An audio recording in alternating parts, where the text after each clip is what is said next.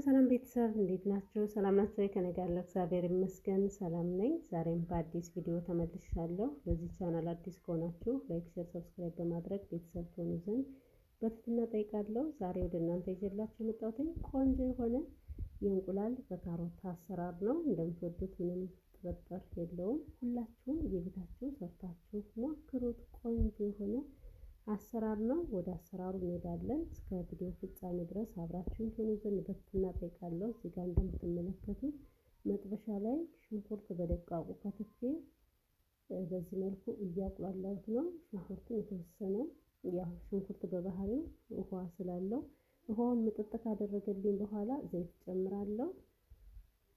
ቆንጆ የሆነ አሰራር ነው። አሁን እዚህ ላይ ዘይት ጨምራለሁ። በዘይቱ በደንብ አድርጌ ሽንኩርቴን አበስላለሁ። ሽንኩርቴን በደንብ አድርጌ ካበሰልኩኝ በኋላ ካሮቴን ጨምራለሁ። ዘይት እንደምትመለከቱት ጨምሬበታለሁ። በጣም ያልበዛም ያላነሰም መጠነኛ አድርጌ ጨምሬያለሁ።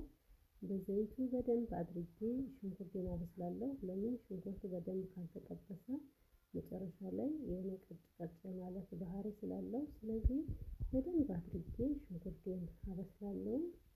ሽንኩርቴን ካበሰልኩኝ በኋላ ካሮቴን የምጨምረው እኔ ነጭ ሽንኩርት አልጨመርኩም፣ መጨመርም ትችላላችሁ። በደንብ ድቅቅ አድርገን ከትፈን መጨመር እንችላለን፣ አለመጨመርም እንችላለን። ይሄ የራሳችን ፍላጎት ነው። እንደምትመለከቱት ሽንኩርቱ በደንብ ሆኖ በስሏል። አሁን እዚህ ላይ በካሮት መፈቅፈቂያ ፈቅፍቄ ያዘጋጀሁት ካሮት ነበረ፣ እሱን ጨምሬያለሁ። አብሬ በደንብ አድርጌ ጥብስ አድርገዋለሁ። እንደ ቤተሰባችን መጠን ነው። የኔ በጣም ብዙ አይደለም፣ ከፍ ያለ አንድ ካሮት የተጠቀምነው። ብዙ ቤተሰብ ካለን ደግሞ በርከት አድርገን መስራት እንችላለን። እንደዚህ እንትን እንዳይቃጠል ቶሎ ቶሎ እያማሰልን በደንብ አድርገን እናበስለዋለን። በደንብ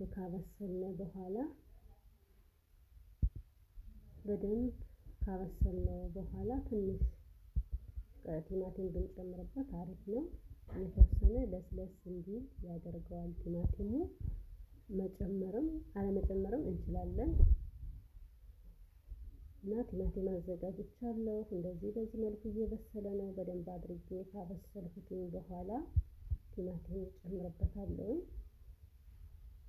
እንዴት እንደሚጣፍጥ ልነግራችሁ አልችልም። እጅግ በጣም ቆንጆ የሆነ አሰራር ነው።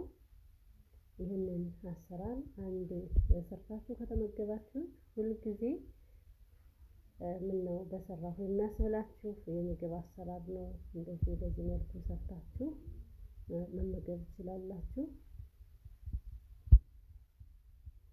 አሁን እየበሰለ ነው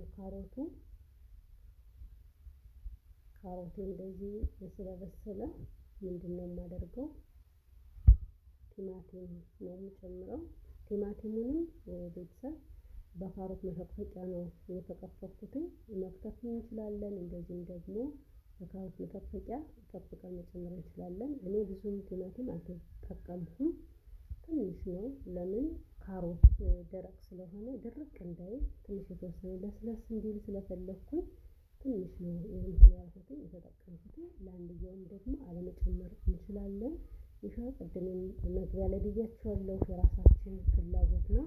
የሁላችንም ደግሞ አሰራራችን ይለያያል። እኔ በዚህ መልኩ ሰራሁት ማለት እናንተ ላሰሩት ትችላላችሁ። ለምን ፍላጎታችን የተለያየ ስለሆነ ማለት ነው። ግን የመጣፈጡን ነገር ልነግራችሁ አልችልም። እጅግ በጣም ቆንጆ የሆነ የሚጣፍጥ አሰራር ነው። በዚህ መልኩ ለልጅ ለአዋቂ የሚሆን አሰራር ነው። እንደዚህ ሰርታችሁ ተመገቡ ማለት ነው። እወዳለሁ ቤተሰብ። በዚህ አጋጣሚ እንግዲህ ድምጽ ካለ በጣም ይቅርታ ጠይቃለሁ። ያው ቪዲዮ ኤዲት በሚደረግ ሰዓት ድምጽ በጣም አስቸጋሪ ነውና ድምጽ ሊኖር ይችላል። እንግዲህ ከረበሽኩኝ አሁንም በድጋሚ ይቅርታ። እንደዚህ በደንብ አድርጌ ካበሰልኩኝ በኋላ እንቁላሌን በጎድጓዳ ሳህን አዘጋጅቻለሁ። በደንብ አድርጌ እመታና እጨምረዋለሁ። አሁን በስሏል። አያችሁት? ቅድም ድርቅ ያለ ነበረ። አሁን ግን ከእንትኑ ጋር ከቲማቲሙ ጋራ እንደዚህ ለስለስ ብሏል። አሁን እዚህ ላይ ትንሽዬ ጨው ጨምሬያለሁ፣ ትንሽ ሳይበዛ። ለምን እንቁላል በባህሪው ጨዋማ ስለሆነ፣ ስለዚህ ጨው እንዳይበዛብኝ ትንሽዬ ነው የተጠቀምኩትኝ። በደንብ አድርጌ ከቀላቀልኩትኝ በኋላ አሁን መጨረሻ ላይ እንቁላሌን ነው የምጨምረው።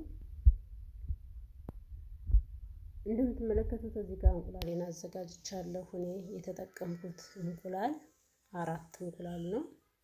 ከዛም በላይ መጠቀም እንችላለን። በርከት ያለ ቤተሰብ ካለ፣ ከዛ በላይ ያነስ ያለ ቤተሰብ ካለ ደግሞ ከዚህም በታች አድርገን እንደዚህ በደንብ አድርጌ ከመታወኝ በኋላ ከቁሌቴ ላይ እጨምረዋለሁኝ። እንደዚህ አድርጌ ጨምሬ ትንሽ እንትን እለዋለሁ፣ ከድነዋለሁ መጠጥ እስከሚያደርገው ቢያንስ 3-4 ደቂቃ የሚሆን። ለምን እንደዚህ አድርገን ወዲያውኑ ካማሰል ነው የሆነ ለይታ ጣዕሙ ምንም ላይሆን ይችላል። ለይታ ግን ደስ አይልም። እንደዚህ የተወሰነ ከድኜ ከፈቱትኝ። አሁን ይሄንን ቀስ እያደረኩኝ አማስለዋለሁ። ለምን ፍርፍር አይልም። ወዲያው ጨምረን ወዲያውኑ ካማሰል ነው ፍርፍር አይልም። እንደዚህ ግን የተወሰነ ደቂቃ ቆይተን ስናማስለው ግን ፍርፍር የማለት ባህሪ አለው። ለይታ ደስ ይላል። እንደዚህ በዚህ መልኩ ቀስ እያደረኩኝ እንትን እለዋለሁ፣ አማስለዋለሁኝ። ቆንጆ የሆነ የእንቁላል በካሮት አሰራር ነው። ሁላችሁም እንደዚህ በቀላል ዘዴ ቤታችን ውስጥ ባለን ነገር ሰርተን መመገብ እንችላለን። ለልጅ ለአዋቂ የሚሆን አሰራር ነው። አያችሁት? እዚህ ጋር እንደምትመለከቱት እንደዚህ ፍርፍር ብሎልኛል። አሁን እዚህ ላይ ቃሪያ ጎረድ ጎረድ አድርጌ ከተፌ አዘጋጅቻለሁ። እኔ የሚያቃጥል ነገር ብዙም አልወድም። ለዛ ነው ጎረድ ጎረድ አድርጌ የከተፉትኝ። የሚያቃጥል ነገር የምትወዱ ከሆነ ቃሪያውን እንዲያቃጥል በደቃቁ መክተፍ ትችላላችሁ። እኔ ግን እንደዚህ አድርጌ ነው የከተፉትኝ እና ቆንጆ የሆነ የሚጣፍጥ አሰራር ነው። አሁን ቃሪያ እንደዚህ ከጨመርኩኝ በኋላ እቀላቅለዋለሁ። እንደዚህ ከቀላቀልኩ በኋላ ትንሽ የተወሰነ የማቆየው፣ ለምን የቃሪያው ቃና ወደ እንቁላሉ እንዲሄድ ማለት ነው። ወደ እንቁላሉ ሲሄድ ቃናው በጣም ቆንጆ የሆነ ጣዕምና ቆንጆ የሆነ ቃና እንዲኖረው ያደርገዋል። ቤተሰብ አሁን እንደዚህ ካደረኩኝ ጋዜን አጠፋለሁኝ። ከለሩ ብቻም ሳይሆን ጣዕሙ እንዴት እንደሚጣፍጥ ቆንጆ የሆነ አዘገጃጀት ነው። ይህንን ይመስላል ቤተሰብ። ብትፈልጉ በዳቦ ብትፈልጉ በእንጀራ እናንተ በፈለጋችሁት መጠቀም ትችላላችሁ። እኔ የተጠቀምኩትኝ በዳቦ ነው።